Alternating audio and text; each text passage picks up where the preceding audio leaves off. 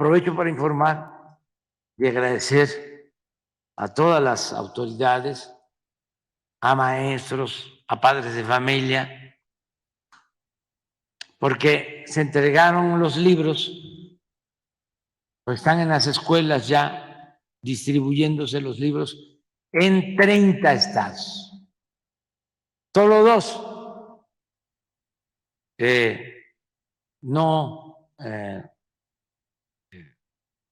entregaron libros, 2 estados, Chihuahua y Coahuila, porque la gobernadora de Chihuahua y el gobernador de Coahuila presentaron controversias constitucionales y un ministro que está bien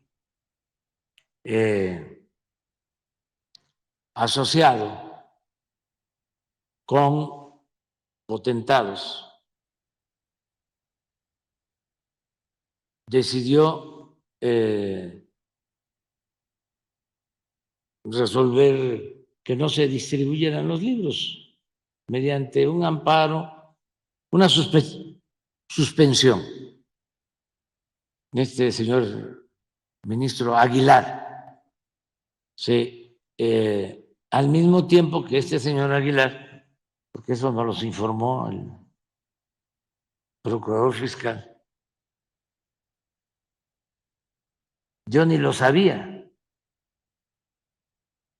pero aquí se informó de que guardan en su escritorio un expediente en donde una empresa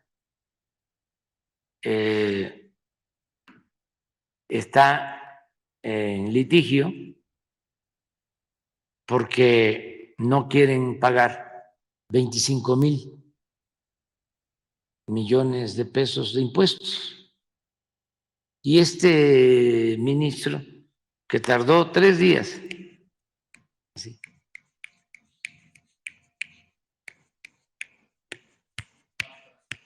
fast track, justicia pronta y expedita, para amparar, para que no entregaran los libros a los estudiantes, 3 días. Lleva más de 8 meses, ¿no?, con el expediente, porque llegó ese expediente después de trámites y trámites, ¿no?, por todo el Poder Judicial. Llegó a la Corte y cuando llega, así como llegaron las controversias, le llegaron a la presidenta las controversias de Chihuahua y de Coahuila, y la presidenta decide entregarle el caso al ministro Aguilar. ¿Por qué no se lo entregó a otro ministro? No, pues ya sabían. Pero llega primero la de Chihuahua y le entregan el caso a este ministro. Llega la controversia de Coahuila y al mismo ministro. Son 11. ¿Por qué al mismo, no? Bueno, entonces, cuando llega el expediente de los impuestos, ese ministro pues se entera, sabía, y lo solicita que le entreguen a él el expediente. ¿Cuál es el procedimiento ahí, abogado? Sí, o sea, ¿por qué no lo explica un poco? Para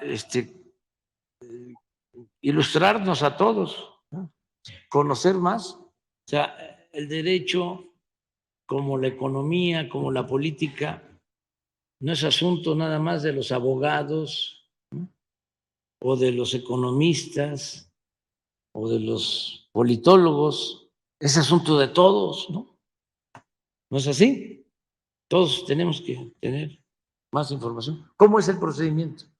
Sí, En este caso del expediente. o sea, fiscal. ¿por qué lo pide él? ¿Del fiscal? Sí. Ok, en el caso... es el ministro. Sí, sí, en la Suprema Corte de Justicia de la Nación llega este expediente, lo promueve la persona que está impugnando la resolución de la autoridad fiscal, llega a la Suprema Corte de Justicia de la Nación y ahí los ministros reciben este expediente y al recibirlo tienen que analizar cuál es la situación o cuál es la petición del promovente. La misma ley establece que tiene que ser un caso novedoso o relevante para que lo pueda conocer la Corte y entrar a su estudio. Porque recordemos que hay miles, hay cientos de juzgados, cientos de jueces y magistrados, y la Corte no podría conocer de todos estos casos en última instancia. Entonces, la ley dice que tiene que ser selectiva, y este criterio selectivo no es al azar, no es si quieren o no, sino que tiene que tener elementos de que sea novedoso o que sea relevante para la impartición de justicia, como lo vemos aquí en este esquema. Una vez que la Corte lo recibe, se presenta ante los ministros y si alguno desea conocer el asunto, puede solicitar que le sea turnado, pero podrían rechazar también conocer del asunto, por lo mismo, porque no es ni novedoso ni es relevante. Lo que consideramos nosotros debió ocurrir es que al no ser novedoso ni relevante tenía que haberse rechazado y regresar al tribunal colegiado para que éste emitiera la sentencia definitiva y se constituyera en una cosa juzgada. Y al ser cosa juzgada, ya tenía la autoridad la facultad de ejercer el cobro por los mecanismos que se consideran incluso coactivamente. Pero en este caso, señor presidente, compañeros, el ministro decide solicitar, se le turne este primer asunto para analizarlo y hacer un proyecto a sus pares. Recordemos que pudieron haberlo rechazado desde ese momento y regresar al colegiado, pero lo solicita y está obligado por ley en 15 días a presentar un proyecto. No lo hizo en los 15 días que marca la ley. Meses después presentó un proyecto mismo que retiró. Esto no se informó, señor presidente, en la mañanera pasada, pero presentó un proyecto, lo enlistó, en el que originalmente, si mal no recuerdo, rechazaba el recurso y lo regresaba al colegiado, pero lo bajó.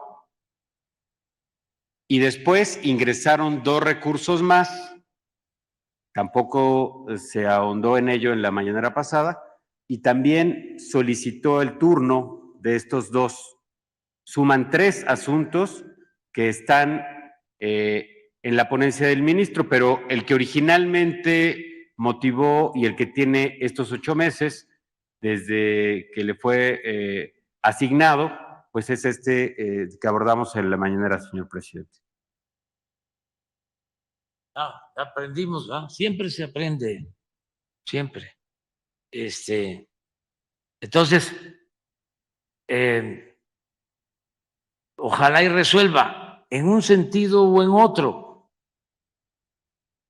pero que no guarde ahí el expediente. No le estamos diciendo que también no se debe de malinterpretar de que resuelva a favor, no, a favor de la hacienda pública, no, que resuelva de conformidad con la ley y con apego a la justicia. Eso es lo que le estamos pidiendo. Es llevar a la práctica lo que decían los buenos abogados de la época liberal. Al margen de la ley, nada. Por encima de la ley, nadie. Y esto aplica para todos.